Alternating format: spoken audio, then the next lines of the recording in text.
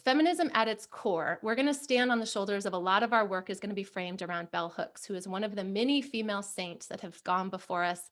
She's one of the first wave feminists back in the 80s.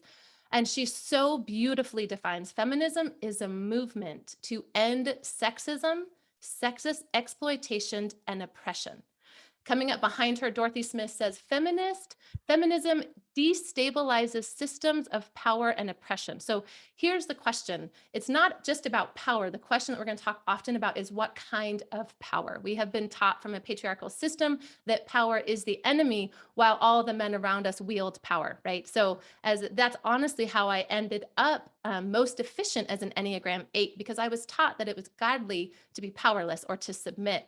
Meanwhile, watching all of the patriarchs around me hold on tight to power, right? While saying they're not. So a lot of this is around rhetoric. What I mean by rhetoric is just the way that we use language, if that makes sense. And it's very tricky, very sophisticated, very nuanced and complicated until you start to dive into it and you're like, oh my gosh, you're lying to me. So here's the deal. Feminism at its core, memorize this, a movement to end sexism. That's it.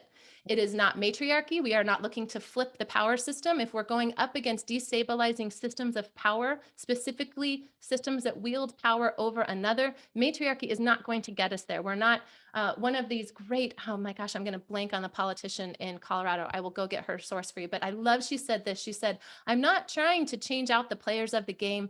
I'm trying to change the game.